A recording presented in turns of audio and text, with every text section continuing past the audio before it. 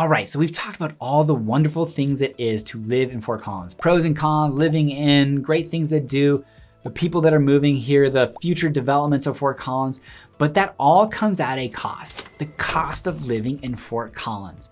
My name is Patrick Soukup. This is the Living in Fort Collins YouTube channel where we talk to you about all things Fort Collins and Northern Colorado. And one of the most important things if you're considering relocating to Northern Colorado, where we've helped hundreds of families do just that, is what does it cost to live in Fort Collins?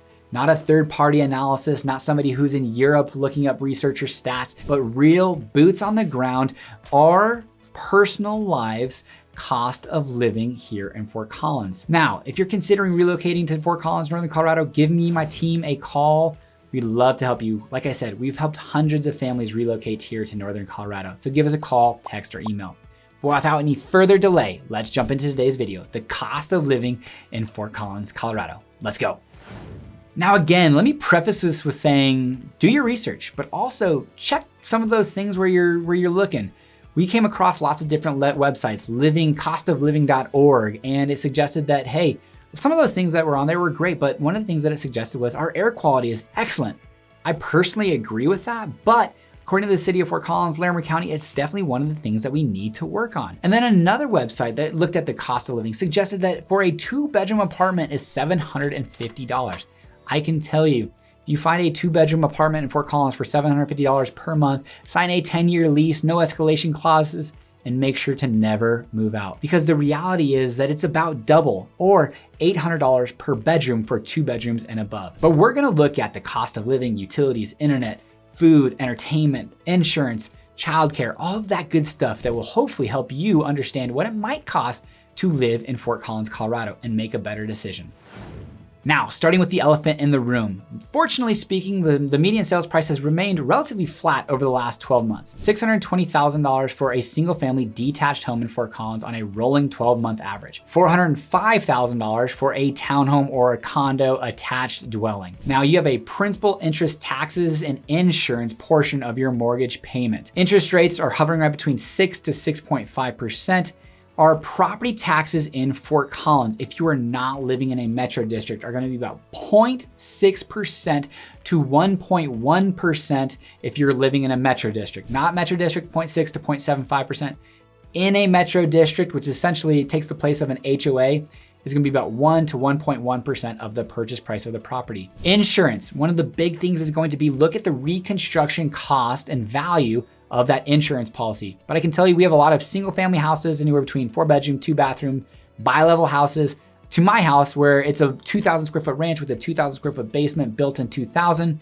We have a $500,000 to $1 million liability limit policy, and we're paying anywhere between $1,500 to $3,000 a year for our property insurance. Principal insurance, interest rates are definitely gonna depend upon how much down payment you're putting, and then of course, interest rate and the purchase price of the property. Now, if you're coming in and you're starting to rent, for a single family rental in Fort Collins is gonna be on average $2,500 per month. And then if you're looking at a 2-bedroom apartment in Fort Collins, you're gonna be about $1,737 per month according to Zillow. Fortunately, if you're renting, the only additional expense that I would recommend is renter's insurance, which is gonna only be about $10 to $20 per month. And whether you're renting or buying, you're additionally gonna have to pay your utility cost. We talked with our team, Izzy, Caleb, Connor, Zach, myself, and of course, it depends on the size of your house, when it was constructed, the efficiencies, things of that nature. But we have electricity, natural gas, stormwater, and water are gonna be the main utilities in our house. And then of course, internet on top of that. But between the natural gas, electric, stormwater, and water, on the low side, you're probably gonna be about $225 to $250 per month. And then on the high side, you could be all the way between $500 to $600 per month, depending on the size of your house. We looked at houses between 780 square feet to 4,000 square feet. So make sure that you're taking that into consideration. That is gonna be an additional monthly expense when on top of your mortgage payment or rental payment. Internet, such a vital component to our day-to-day lives. You're gonna get a gigabyte worth of speed for $70 if you're going through Fort Collins Connections. And before Fort Collins Connections, so we gotta thank the City of Fort Collins and Loveland Pulse, I was paying $150 to $175 per month for 15 megabytes up and 25 megabytes down, and it was crap. And then Fort Collins connections came into existence, and all of a sudden these rates just plummeted. So you could very well find a good internet speed and pay only about $50 to $100 per month for upwards to a gigabyte worth of good, solid internet connection. But we do live in Fort Collins. People are commuting to Fort Collins, people are commuting outside of Fort Collins, and our gas here is about $2.69 for regular unleaded. I did have Izzy do some research on what it would take to charge your electric vehicle, and it found out to be about $1.50 to $2 to fully charge your vehicle to get about 200 to 300 miles. And so we are making this huge shift and transition throughout Fort Collins. Tons of options for electric vehicles. You do have some upfront costs to switch it from 110 volt to 240 volts. So you do have some kind of initial upfront cost to do that. But it does seem like it's a pretty decent economic choice, both environmentally and economically, if you're looking to go more of an electric vehicle. You're gonna commute on average about 15 to 20 minutes a day, anywhere between 5 to 8 miles if you're in town, or upwards of 10 miles a day. My wife, she lives in Fort Collins and commutes to Johnstown. It's about a 15 to 20 minute commute there and back. And she drives a 2020 Kia Telluride, and so is getting about 22 to 24 miles per gallon. Not too bad, but definitely not nearly as affordable or effective price point wise as an electric vehicle. But we are a platinum rated bike community. So we have over 280 plus miles of protected bike lanes, both paved trails and protected bike lanes. So if you wanna use that natural energy, that caloric energy output, well, you've got a lot of free miles to go on the bike. And I know plenty of people that truly live with one vehicle in their house or even no vehicles and ride their bike 365 days a year. But let's say you wanted to kind of offset that with some public transportation. Well, the Transport in Fort Collins, Colorado is free. Now, it's not the most phenomenal public transportation system, but it is getting better and continues to make headway, both along the Elizabeth corridor, that there'll be a transit center, Max Transit going along there, Max Transit going along Mason, and then you've got Transport throughout Fort Collins. So you do have alternative options besides your truck, your Kia Telluride, or your electric vehicle to get some public free transportation or some amazing bike trails to get along that way. And one of our biggest expenses, especially myself, I'm a family of 5, 3 young kids, so they actually haven't really even started eating that much yet, so I'm expecting these bills to increase. But my wife just spent $600. We're expecting that for basically groceries. We're hoping that gets us between a week and a half to 2 weeks. So we expect to spend anywhere between $1,200 to $1,500 per month on groceries. And that's not talking about how often we go out, because the one vice that me and my family have is we go out to eat a ton. It is definitely something that we could do better on. But if we go out to, let's say, a Red Robin, Old Chicago's, a BJ's, Coopersmith's, somewhere kind of a casual dining location for our family of 5, we're expected to spend anywhere between $75 to about $100. Now, we don't drink, so if we did drink, it probably would ratchet that up quite a bit. But for a family of 5, going out to dinner, $75 to $100 is pretty fair. But what about entertainment? So we go out to dinner and then we go to a movie, $10 per ticket per person, generally speaking, and then popcorn and food. So anywhere between probably $50 to $75 for a family of 5 to go watch a movie. But my wife Janae and I, we like to go down to Denver to go to a Nuggets game or to Meow Wolf or to a play concert, something along those lines. So we do have to travel to Denver, 50 to 60 miles, and then obviously pay for, like Meow Wolf was I think $60 per person, so about $100, $50 to $60 per person, so about $100 for the couple hours that we spent in there. Nuggets game, same thing, $50, $60 per ticket if you don't get anything too crazy, an hour's travel, but all of the activity that could you ever want there. But if you wanted to just go to social, one of the fun bars here in town, $10 per drink per person, so for a couple of people, for a few drinks, you're gonna be spending anywhere between $50 to $75 for a couple of drinks per person, appetizers, and then tip on top of that. Our nice restaurants, Sunny Lubbock's, Rare Italian, Jay's Bistro is leaving, Bistro Natil. You're gonna be probably closer to about $150 to $200 depending on how much you're drinking. So there's really nothing too crazy. We don't have the restaurants where you can spend $150 per person to go out. Now you could if you went crazy and got appetizers, meal, 2 bottles of wine, you could very much be at $300 pretty easily. But it's definitely a task. You'd have to be trying pretty hard to get to that point.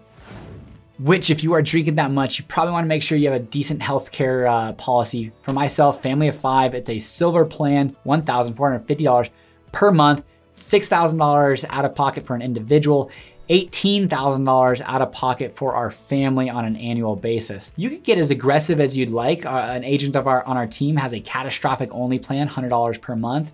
Or you could go for a gold plan where one of our agents, he just uses their medical, he needs the more higher medical type attention, and he's about at $450 per month, and he's in his upper 20s. Now, a family of 5, after you've had 3 kids, the next kid's free. So we've got a discount on our next kiddo, but $1,450 for me, my family on a monthly basis.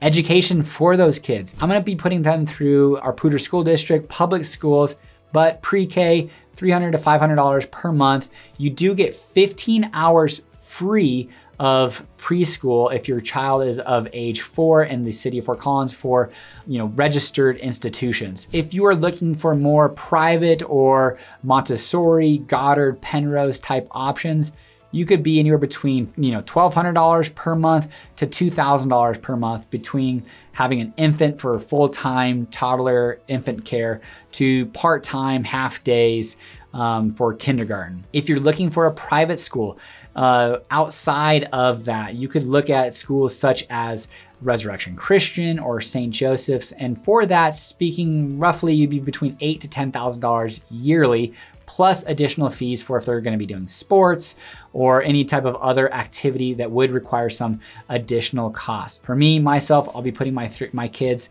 through the Poudre School District. I'm extremely excited about that. But preschool, we are going to have different options for childcare. In-home daycare, you could be between $350 to $500 per month. Goddard, again, $2,000 per month for full-time infant care. You could have a nanny between $20 to $25 per hour, depending on how many kids you have and what they're doing.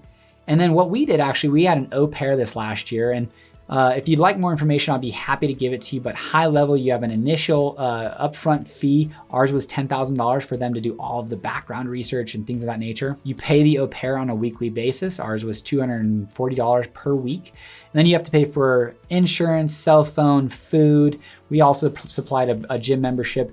It was awesome. We had 45 hours of childcare a week, date nights every week, but they did have to live with you. And it was, it wasn't inexpensive by any means. It just was complimentary if we had an in-home nanny for 3 full days of 10 hours a day. So we decided and tried the au pair, which we're doing again this year. And those au pairs do drive our cars. Everyone's gotta be insured. You can expect it to be about $100 per person per vehicle is a rough estimate for Fort Collins. So if you've got 2 people with 2 cars, $200 per month. 3 people, 3 cars, $300 per month. Roughly speaking, give or take. Of course, that's for comprehensive coverage. If you're looking just for collision or have a high deductible, or you're just basically looking for a cheap premium policy or low liability limits, you could get it for much more affordable. But for the marginal increase in costs, we do a comprehensive coverage with $500,000 to $1 million worth of liability, $100 per person per vehicle. Now, in the state of Colorado, we have a 4.4% flat tax for state income. And our city sales tax, which just increased 8.05%, we added a 0.5% tax for public transportation, parks and recreation, and environmental friendly type budget items. So we did just increase that to 8.05% for our city sales tax. Whew.